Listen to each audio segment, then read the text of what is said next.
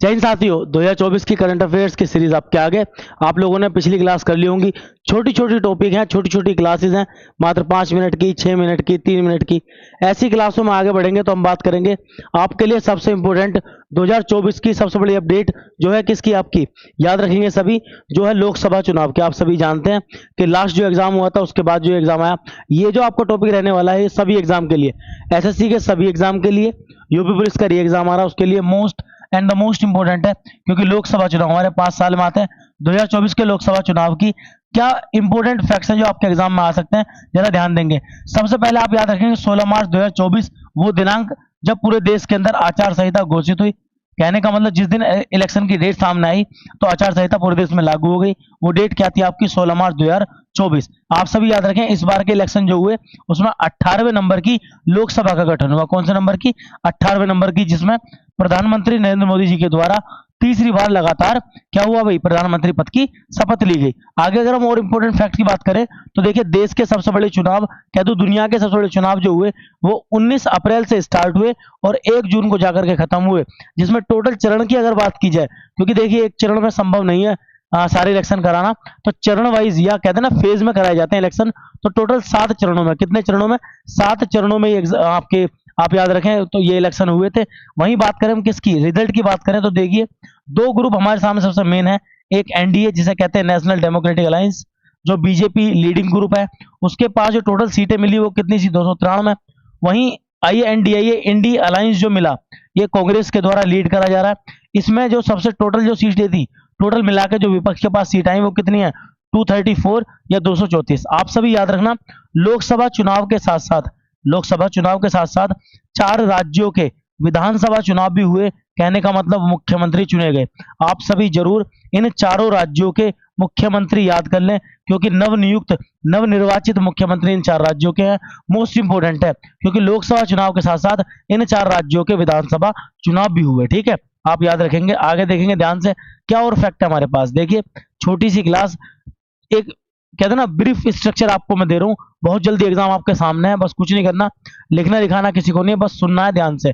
देखिए इसकी थीम क्या रही हमारी, चुनाव का पर्व देश का गर्व। ठीक है, ये लाइन हमारी इंपॉर्टेंट रही, किसके लिए याद करेंगे सभी, ये इंपॉर्टेंट थी चुनाव को लेकर के, चुनाव का पर्व और देश का गर्व। वहीं बात करूं आपसे, जो राष्ट्रीय नेशनल लेवल के जो आइकन बने वो कौन, हमारे महान प्लेयर, क्रिकेट के महान प्लेयर कौन, आप याद रखें सचिन तेंदुलकर जिन्हें क्रिकेट का भगवान भी कहते हैं। वहीं अगर आपसे बात करूं जो कम वोटों को लेकर के क्वेश्चन बने कि सबसे कम वोटों से कौन जीते थे, तो आप याद रखना रविंद्र दाताराम जो थे वो मात्र 48 वोटों से, मतलब लोकसभा के अंदर बहुत ज्यादा वोटों की संख्या होती है, उसमें 48 वोटों जीतना अपने आप में एक बहुत बड़ा चैलेंज या एक बहुत बड़ा रिकॉर्ड रहता है।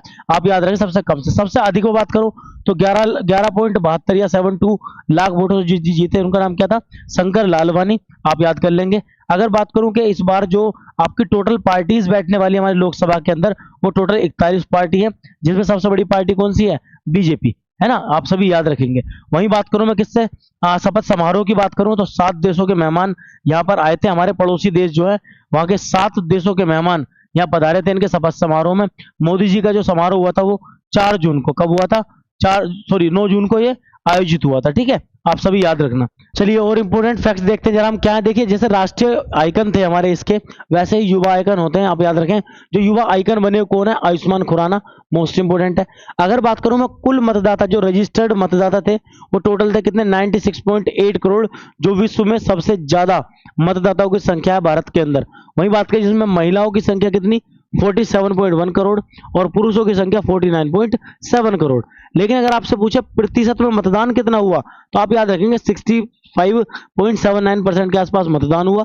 जो एक कहते हैं ना पोलिंग कितनी आई थी। देखिए चुनाव आयोग के, निर्वाचन आयोग के द्वारा चलाए गए जो एप्लीकेशन थे वो बहुत इंपॉर्टेंट है, आते हैं पेपर में। जैसे एक है VHA, एक सी विजिल, ये तो ऑलरेडी एग्जाम में आ चुका है, और एक KYC है ना भाई, आप सभी याद रखेंगे इनको।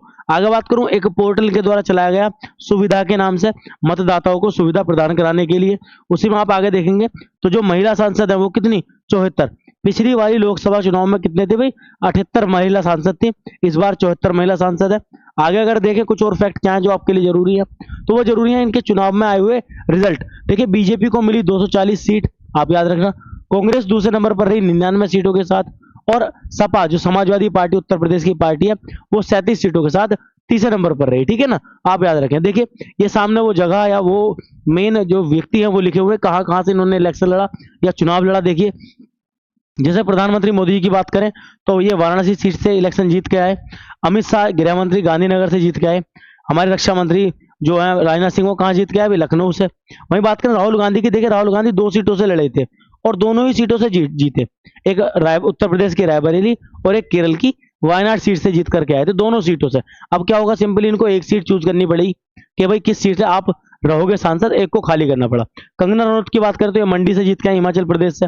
अखिलेश यादव कहाँ से जीते, कन्नौज से जीते, इत्रनगरी उत्तर प्रदेश की। ठीक है, अरुण गोविल की बात करें मेरठ से जीते, बड़े जाने माने चेहरे हैं, आप सभी ने देखा होगा रामायण, उसके अंदर भगवान राम का जो किरदार है वो इन्होंने निभाया था ना, बहुत फेमस रहे, तो ये मेरठ से जीत के गए। वहीं प्रसिद्ध क्रिकेट प्लेयर यूसुफ पठान, ये कहाँ से जीत के आए, ये पश्चिम बंगाल के बहरामपुर से जीते। तो इस प्रकार से ये हमारे लोकसभा चुनाव के 2024 के इंपोर्टेंट फैक्ट्स हैं। छोटी सी क्लास आप सभी के लिए जो बहुत ही इंपॉर्टेंट है आप सभी को, आप अच्छे से इन्हें याद कर लीजिए। पक्का कोई ना कोई क्वेश्चन आप जरूर टकराने वाले हैं, देखेंगे जरा, आप एग्जाम में देखने वाले हैं, अच्छे से इसको याद करके जाएं। धन्यवाद।